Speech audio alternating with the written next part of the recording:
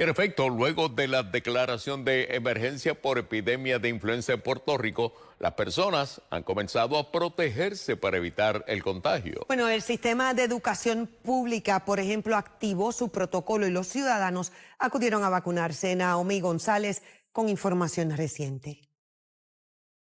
A más de 24 horas de declarada la epidemia por la influenza, el llamado es a la vacunación. Mientras más personas en nuestra comunidad estén vacunadas, menos probabilidad tenemos de riesgos a la salud y obviamente el impacto social se reduce. Los síntomas de la influenza son muy parecidos a otros tipos de condiciones como el COVID o micoplasma, por lo que la recomendación es a que se realice las pruebas pertinentes para atender con los medicamentos necesarios dicho virus. Y de comienzo te debo señalar que es posible que alguna prueba te dé negativa y lo estás incubando.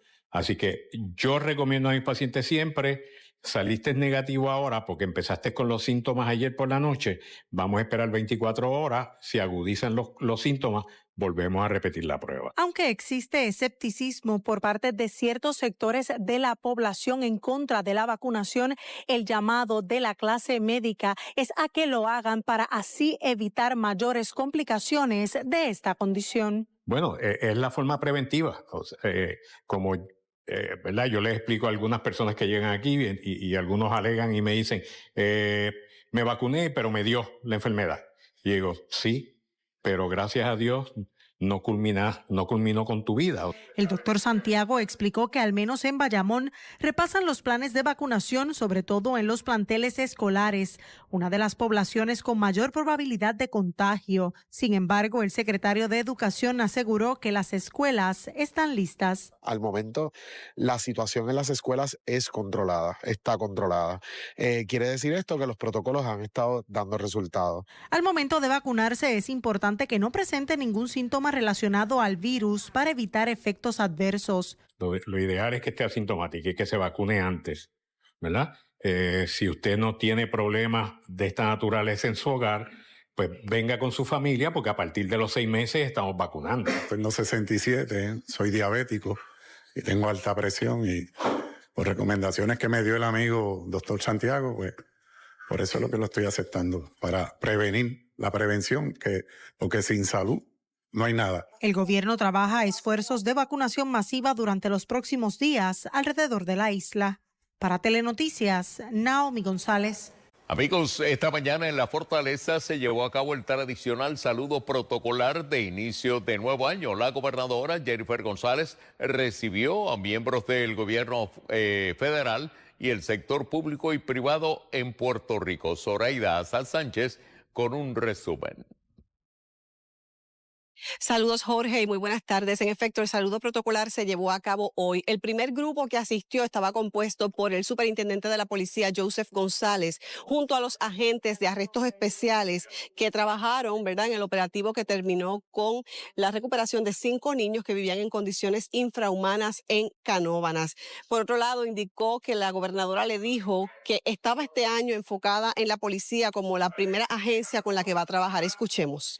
Lo que estamos haciendo, estamos enfocados en las gangas y las áreas más violentas de Puerto Rico y van a seguir viendo esos trabajos que vieron en el mes de enero enfocados en esas organizaciones. Vamos a seguir haciendo ese trabajo. El compromiso es con el pueblo y con nuestro policía. Y la gobernadora otra vez mencionó que la primera agencia que va a estar trabajando en este año nuevo es con la policía y con los beneficios. Por otro lado, durante la tarde llegaron legisladores, entre ellos Edith Charbonnier, que es el presidente de la Comisión Cameral de Hacienda, y el presidente de la Cámara de Representantes, Carlos Johnny Méndez, quienes hablaron sobre la reforma contributiva y las controversias que hay respecto a este tema. El pueblo está esperando esto, el pueblo va por encima de todo, va por encima de cualquier, ¿verdad?, situación particular que pueda haber, la que siempre las hay filosóficamente, y en la Cámara estamos prestos a trabajar, y inclusive estamos evaluando alternativas adicionales.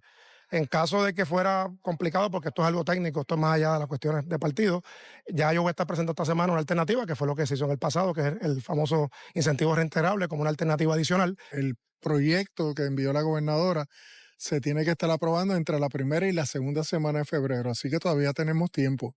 El que se ponga en vigor, eso depende del secretario de Hacienda, si él así lo decide, porque es una decisión ya ejecutiva. Desde la Fortaleza y para Telenoticias, Zoraida Assad Sánchez.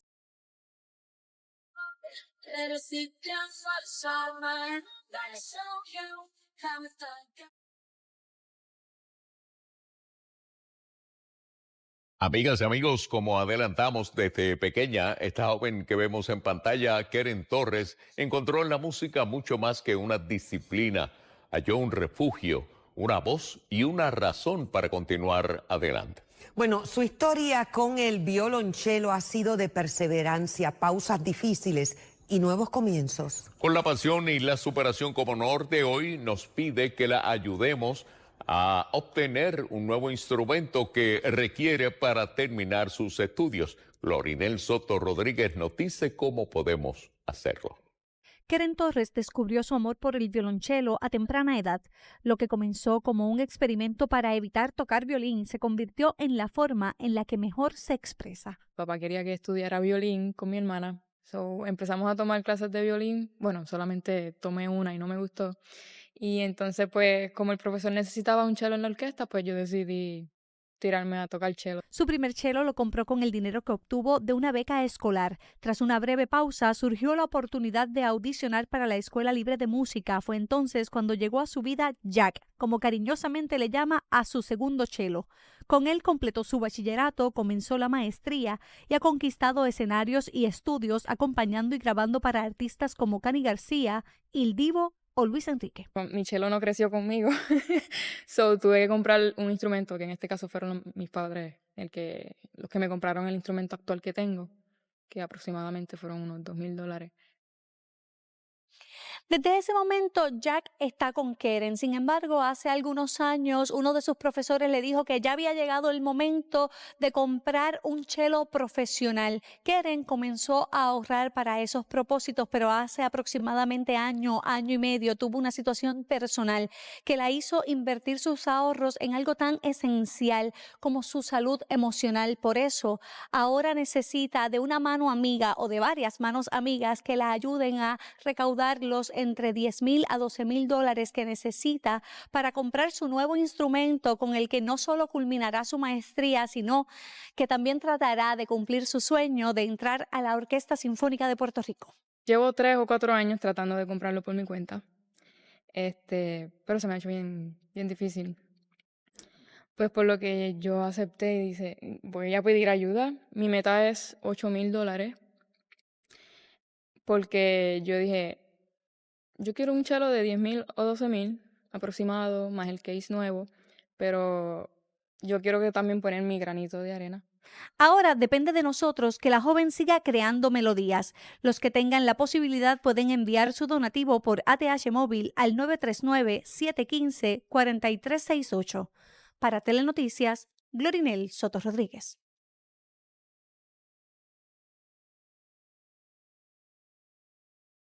Buenas tardes, vamos a acceso total desde nuestra isla hasta uno de los escenarios más grandes del mundo.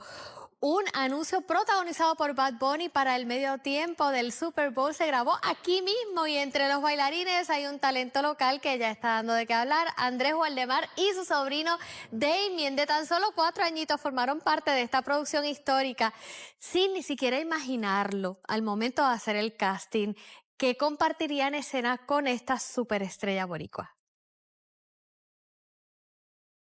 Este video donde Bad Bunny anuncia su participación de medio tiempo en el Super Bowl se grabó aquí en la isla. Andrés Waldemar y su sobrino Damien, de 4 añitos, son parte de los bailarines que acompañaron a Bad Bunny en el anuncio. Damien, muy orgulloso, vio una obra del cantante que hay en la Galería de Telemundo y nos dejó saber que él lo conocía. ¿Quién está ahí? ¿Quién es ese? Bad Bunny. ¿Ya tú lo conoces? Sí. Ah, pues, ¿y tú lo has dicho a tus amigos que tú lo conociste? Sí, y había Lara. Y a Lara es una de las talentos que salió en el... De hecho, ellos eran los únicos menores en el proyecto. Hicieron el casting sin saber que era para la producción de Bad Bunny. La producción estaba buscando inicialmente un papá con su hijo, dieran el perfil de latino y que bailaran salsa. Y entonces Patricia Alonso nos envía la convocatoria y pues le hicimos. Nos llamaron al callback. En el callback lo volvimos a hacer, pero en un estudio, porque habíamos enviado la audición virtual por un video previo. Y entonces ya cuando nos tocó, pues fue que nos enteramos. Pero ha sido una experiencia bien bonita, Damian la ha disfrutado. Tuvieron que ensayar varios días antes de que se diera el junte con el famoso cantante. Y una vez llegó el día, todo fluyó sin problemas. Hubo un rodaje de aproximadamente 2 días, previo al rodaje oficial. Fueron 2 días de ensayo y luego entonces se hizo el trabajo. Fue mágico. Damian tuvo la oportunidad de experimentar el set por primera vez. Se portó como todo un primer actor. Solamente se le trancó el bolo como en la 3ª ocasión. Y dijo, yo estoy cansado, yo no lo quiero hacer. Y allá Benito lo secundó, pero ha sido una gran oportunidad en el momento histórico en que vive Puerto Rico. El que esto surja nos da un aliento, nos da esperanza y podemos demostrar una vez más al mundo de que estamos hechos. Recuerda que hay más de Tu Acceso Total en telemundopr.com. Buenas tardes. El Super Bowl LX del 8 de febrero de 2026 en el Levi Stadium entre los New England Patriots y los Seattle Seahawks ofrecerá un componente especial para la comunidad latina. 5 jugadores de ascendencia hispana estarán en el emparrillado, llevando sus raíces culturales a uno de los escenarios deportivos más importantes del mundo. Andy Borregales, pateador, New England Patriots. Origen y camino a la NFL. Nacido en Caracas, Venezuela y criado en Miami, Andy Borregales fue seleccionado en la 6ª ronda del draft 2025 por los Patriots. Y esta campaña ha sido su primer año como profesional en la NFL. Temporada 2025, Borregales tuvo una temporada de impacto con 27 goles de campo anotados en 32 intentos y 53 de 55 puntos extra acertados, acumulando 134 puntos totales. Un rendimiento clave para el éxito ofensivo de Nueva Inglaterra. Rol en el Super Bowl, su precisión en momentos cruciales, incluyendo puntos decisivos en la final de la Conferencia Americana, lo convierte en uno de los hispanos más destacados en este Super Bowl. Cristian González, esquinero, New England Patriots. Ascendencia y trayectoria. Nacido en Texas y de raíces colombianas, Cristian González se ha consolidado como uno de los mejores cornerbacks de la NFL desde que fue seleccionado en la primera ronda del draft 2023 por los Patriots. Contribución en la temporada. Con más de 60 tacleadas y múltiples pases defendidos, González ha sido una pieza fundamental en la defensa de Nueva Inglaterra, incluso con una intercepción crucial que selló el pase al Super Bowl en la final de conferencia. Jalen Hawkins, safety, New England Patriots. Raíces y experiencia. Jalen Hawkins, de ascendencia panameña, ha jugado en la NFL con varios equipos antes de llegar a los Patriots, acumulando más de 230 tacleadas, 8 intercepciones y 17 pases defendidos a lo largo de su carrera. Rol esta temporada en 2025 fue un defensor consistente en la secundaria de los Patriots con rendimiento destacado y aportes clave en cobertura y apoyo contra la carrera. Julian Love, safety, Seattle Seahawks. Historia y aporte. De ascendencia mexicana y cubana, Julian Love es uno de los veteranos del grupo latino que jugarán en el Super Bowl. Fue seleccionado en el draft 2019 por los New York Giants antes de convertirse en una parte central de la defensa de Seattle. Impactó en el equipo con más de 500 tacleadas y 12 intercepciones en su carrera. Love aporta liderazgo y experiencia al perímetro defensivo de los Seahawks, siendo un referente en la secundaria. Elijah Arroyo, tight end, Seattle Seahawks. Trayectoria universitaria y en la NFL con ascendencia mexicana, Arroyo jugó en la Universidad de Miami, donde mostró versatilidad con 35 recepciones, 590 yardas y 7 touchdowns en su última temporada colegial. Primer año profesional, en su campaña de novato registró 15 recepciones para 179 yardas y un touchdown, ganándose un papel en la rotación ofensiva de los Seahawks. Presencia en el Super Bowl, aunque su rol previsto será menor comparado con veteranos. Arroyo representará con orgullo las raíces latinas en el gran juego. Significado de la presencia latina en el Super Bowl. La presencia de estos 5 jugadores no es solo un dato anecdótico, sino parte de una tendencia de crecimiento de la comunidad latina en la NFL, que históricamente ha estado subrepresentada en comparación con otras ligas deportivas estadounidenses. A nivel cultural, su participación se suma a una diversidad creciente tanto en el campo como fuera de él, reforzada también por la elección de artistas latinos como Bad Bunny para el espectáculo de medio tiempo del Super Bowl LX, mostrando cómo el deporte de más alto perfil en Estados Unidos se abre a reflejar una demografía multicultural más amplia. Este Super Bowl no solo será una batalla entre 2 franquicias históricas, sino también una celebración de múltiples identidades culturales que han llegado hasta la cúspide del deporte americano.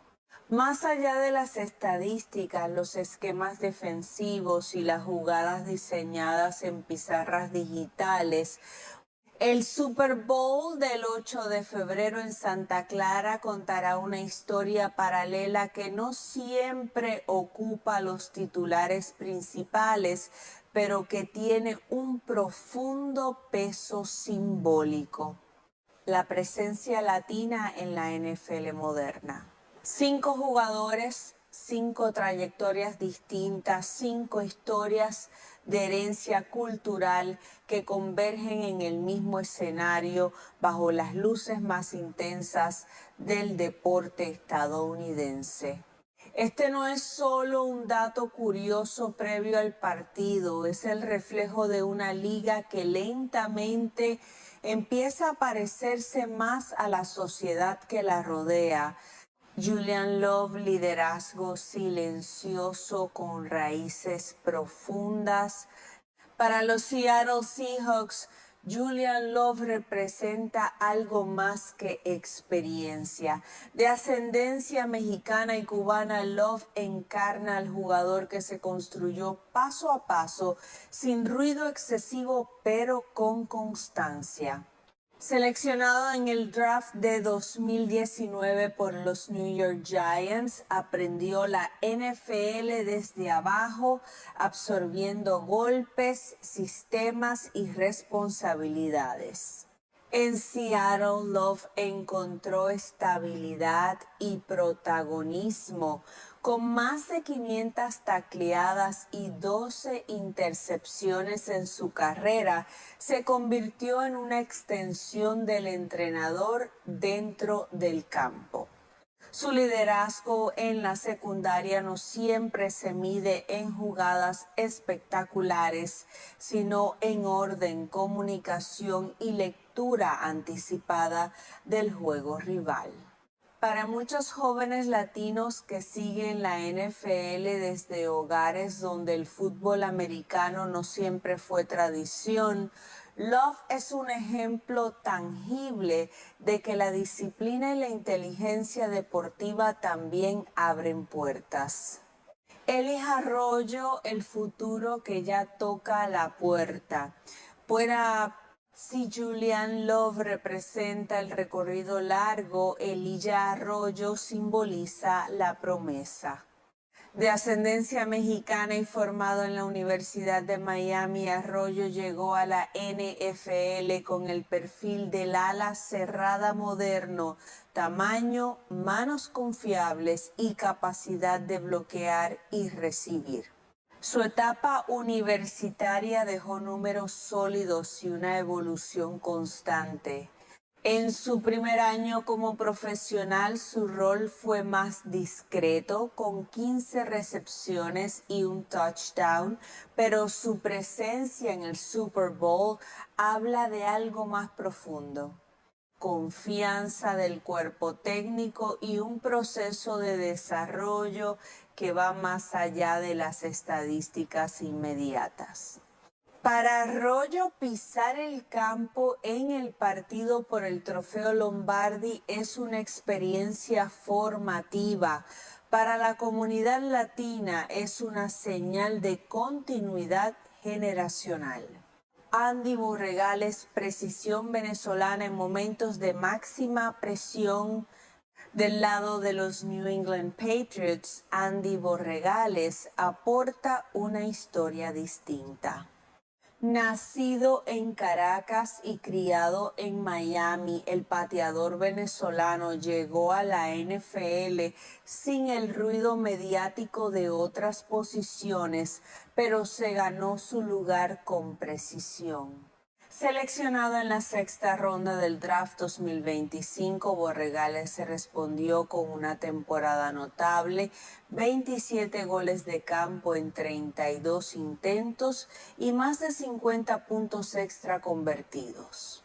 En un deporte donde los partidos grandes se deciden por detalles mínimos, el rol del pateador adquiere un valor estratégico incuestionable. En la final de la Conferencia Americana, sus puntos fueron decisivos.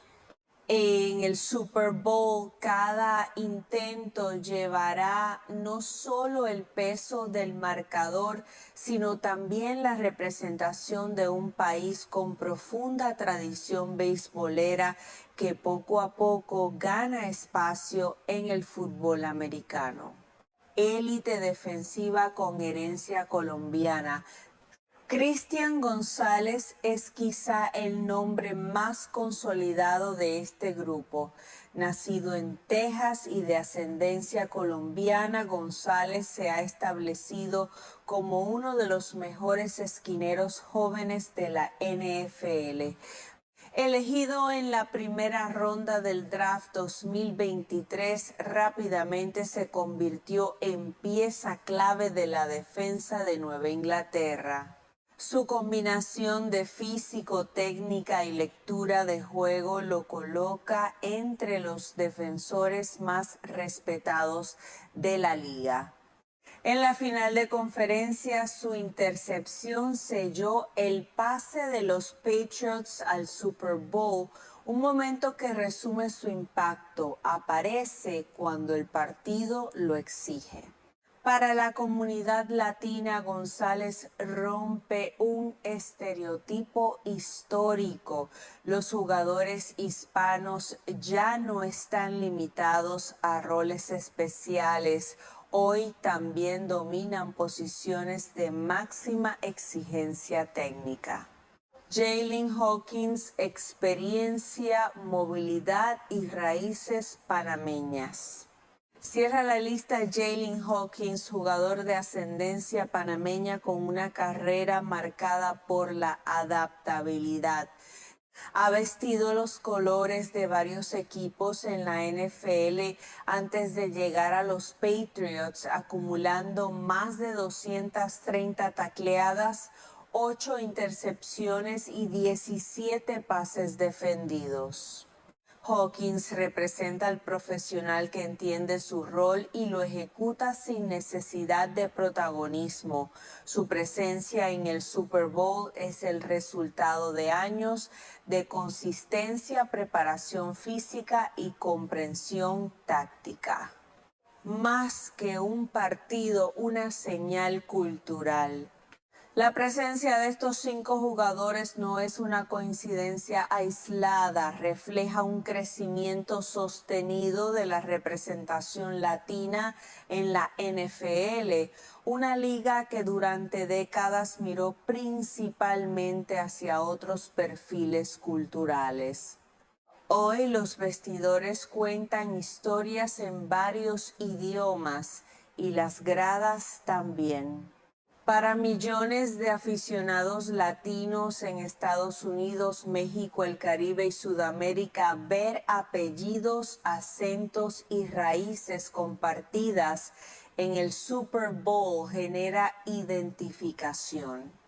No cambia el resultado del partido, pero sí amplía el significado del evento. Un cierre que mira al futuro. Cuando el balón vuele por primera vez en Santa Clara, no solo se enfrentarán los Seattle Seahawks y los New England Patriots, también estarán presentes historias de migración, identidad y perseverancia. 5 jugadores, 5 caminos distintos, un mismo escenario. El Super Bowl pasará. El campeón quedará en los libros de historia, pero la huella cultural que deja esta generación de jugadores latinos seguirá creciendo partido a partido, temporada tras temporada. Y en ese proceso silencioso, la NFL se transforma, reflejando un poco más el rostro diverso de quienes la siguen, la sostienen y la viven con pasión cada domingo. Cuando se habla de la presencia latina en el Super Bowl, el análisis no puede quedarse únicamente en el terreno de juego. El verdadero alcance de que Julian Love, Elijah Arroyo, Andy Borregales, Christian González y Jalen Hawkins estén en el partido más visto del año en Estados Unidos se extiende mucho más allá de las 60 yardas del emparrillado. Tiene que ver con representación, con aspiración y con una narrativa que durante décadas estuvo ausente en la NFL.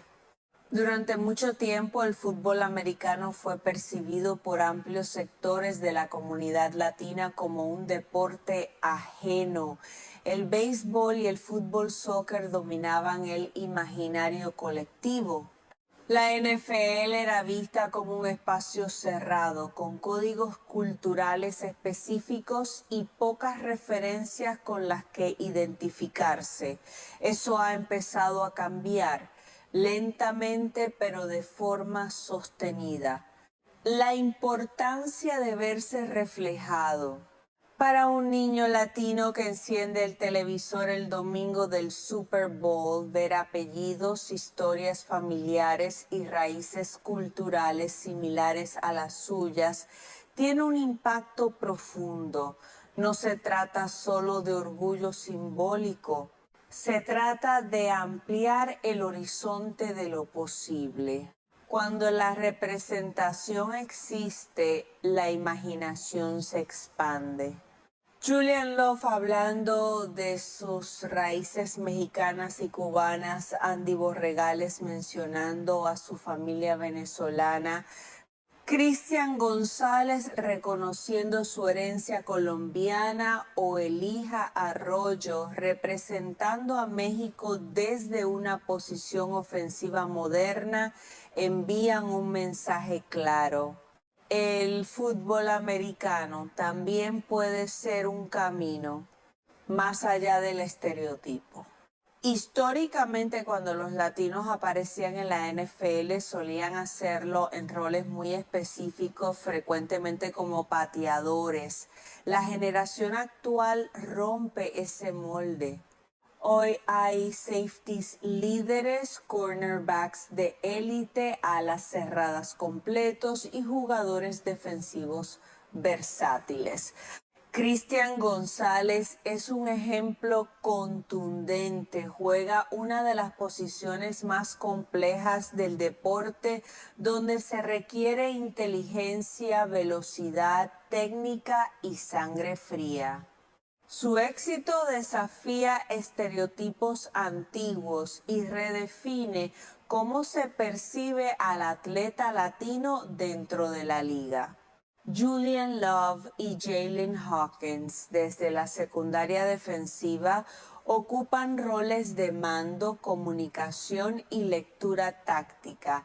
Ya no se trata solo de ejecutar, sino de dirigir. El impacto en las bases, academias y ligas juveniles. La presencia latina en el Super Bowl también tiene un efecto directo en las ligas juveniles y programas escolares. En comunidades latinas de California, Texas, Florida y el noreste del país, el fútbol americano juvenil ha crecido de manera notable en la última década. Entrenadores y organizadores coinciden en un punto: cuando los niños ven referentes con los que se identifican, la retención aumenta. Los padres que antes dudaban en permitir que sus hijos jugaran fútbol americano por desconocimiento cultural, ahora ven ejemplos de éxito y profesionalismo. El rol de los medios. Este cambio no ocurre en el vacío. Medios en español y bilingües han jugado un papel clave al contar estas historias desde una perspectiva cercana.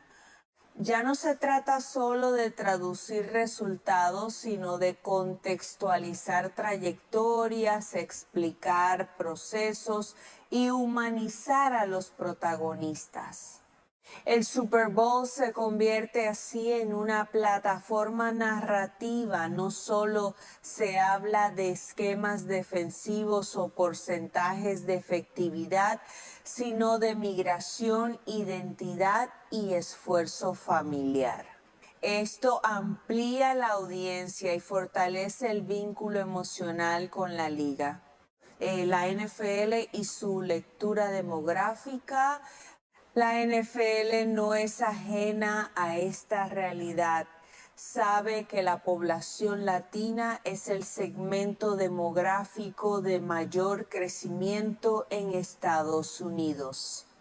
La presencia de jugadores hispanos en el Super Bowl no es solo una coincidencia deportiva, también es una oportunidad estratégica. Campañas de mercadeo, eventos comunitarios y transmisiones bilingües forman parte de un esfuerzo por conectar con una audiencia que durante años estuvo subrepresentada. La diferencia ahora es que el mensaje no se construye solo desde la publicidad, sino desde el campo. 5 historias, un mismo escenario. Cada uno de estos jugadores llega al Super Bowl desde contextos distintos, algunos con roles protagónicos, otros desde la rotación, algunos con años de experiencia, otros en etapas tempranas de su carrera. Pero todos comparten algo fundamental. Sus raíces no fueron un obstáculo, sino parte del camino. Eso no significa que el trayecto haya sido sencillo. Muchos enfrentaron dudas, adaptación cultural y la necesidad constante de demostrar que pertenecían a este nivel. El hecho de que hoy estén en Santa Clara en el partido por el Trofeo Lombardi confirma que el techo era más alto de lo que muchos imaginaban. Un mensaje que trasciende el resultado. Gane quien gane el Super Bowl, la presencia latina ya dejó huella. El marcador final no borrará el significado de ver a 5 jugadores de ascendencia hispana compartir el escenario más grande de la NFL. Ese impacto se mide en inspiración, no en puntos. Para la próxima generación, el mensaje es claro. Hay espacio, hay camino, hay referentes. Cierre una historia que apenas comienza. El Super Bowl del 8 de febrero será recordado por jugadas, decisiones arbitrales y un campeón, pero también quedará como una fotografía de un momento específico en la evolución cultural de la NFL. 5 jugadores latinos no cambian una liga de la noche a la mañana, pero sí confirman una tendencia. Una liga más diversa, más representativa y más conectada con la realidad de quienes la siguen. Y mientras el balón vuela bajo las luces de Santa Clara, millones de aficionados latinos no solo verán un partido, verán posibilidades, verán caminos abiertos. Verán que poco a poco el fútbol americano también habla su idioma. Conforme se acerca la noche del Super Bowl en Santa Clara, la conversación alrededor de los jugadores latinos adquiere una dimensión que va más allá del deporte. Lo que está ocurriendo no es un simple cruce de biografías individuales, sino un síntoma claro de un cambio cultural más amplio dentro del deporte profesional estadounidense. La NFL, históricamente conservadora en sus códigos y representaciones, empieza a reflejar una realidad social imposible de ignorar. Durante décadas, la comunidad latina fue mayoritariamente espectadora, consumidora fiel, apasionada, pero pocas veces protagonista dentro del campo. Hoy esa frontera se diluye. No porque alguien haya abierto la puerta de manera explícita, sino porque una generación entera empujó desde abajo, compitiendo, estudiando el juego, adaptándose y reclamando su espacio con rendimiento. El sacrificio familiar como denominador común. Detrás de cada uno de estos 5 jugadores hay una historia familiar marcada por esfuerzo, migración y disciplina. Padres que trabajaron largas jornadas, madres que sostuvieron rutinas exigentes, familias que apostaron por un deporte que no siempre era comprendido dentro de su propio entorno cultural. En muchas casas latinas, el fútbol americano no era la primera opción. Era visto como riesgoso, complejo o simplemente ajeno. Que hoy haya representantes en el Super Bowl demuestra que esas barreras culturales se están rompiendo, no por imposición, sino, por ejemplo, el vestidor como espacio de integración real. La NFL moderna es un mosaico de acentos, orígenes y trayectorias. En los vestidores conviven historias del sur de Estados Unidos, del Caribe, de América Latina y de familias inmigrantes de segunda o tercera generación. Esa convivencia cotidiana normaliza la diversidad de una forma mucho más efectiva que cualquier campaña institucional. Para jugadores como Julian Love o Cristian González, sus raíces no son un elemento decorativo, sino parte integral de su identidad. No las esconden ni las sobredimensionan, las integran. El efecto dominó en la percepción social. Cuando un niño latino ve a un jugador de ascendencia similar alinearse en un Super Bowl, el mensaje es poderoso porque es silencioso, no necesita discursos, simplemente ocurre y ese ocurre cambia conversaciones en casas, escuelas y comunidades. Empiezan a aparecer preguntas distintas. ¿Y si mi hijo también puede jugar? ¿Y si este deporte no es tan lejano como pensábamos? ¿Y si el camino es difícil pero posible? Ese cambio de mentalidad es uno de los legados más duraderos del deporte de alto nivel, más allá de la mercadotecnia.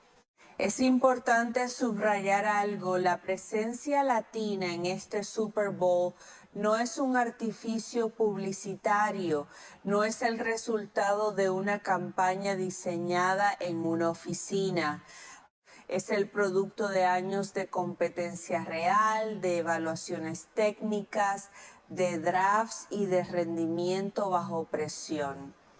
Eso le da legitimidad. La representación no es simbólica, es competitiva. Están ahí porque pertenecen, porque rindieron, porque fueron mejores que otros en su posición. Un punto de inflexión, no una meta. Este Super Bowl no es el final del camino para la presencia latina en la NFL, es un punto de inflexión. Vendrán más jugadores, más posiciones clave, más liderazgo. Vendrán también nuevos retos, expectativas más altas, mayor escrutinio y la responsabilidad de sostener el nivel. Pero lo más importante ya ocurrió, el precedente quedó establecido. El significado del domingo. Cuando el balón se ponga en juego, los focos estarán en los quarterbacks, en las decisiones tácticas y en el marcador. Pero en paralelo se estará jugando otro partido silencioso. El de la representación, la identidad y el lugar de la comunidad latina en el deporte más influyente de Estados Unidos. 5 jugadores no definen una liga, pero sí pueden redefinir una narrativa.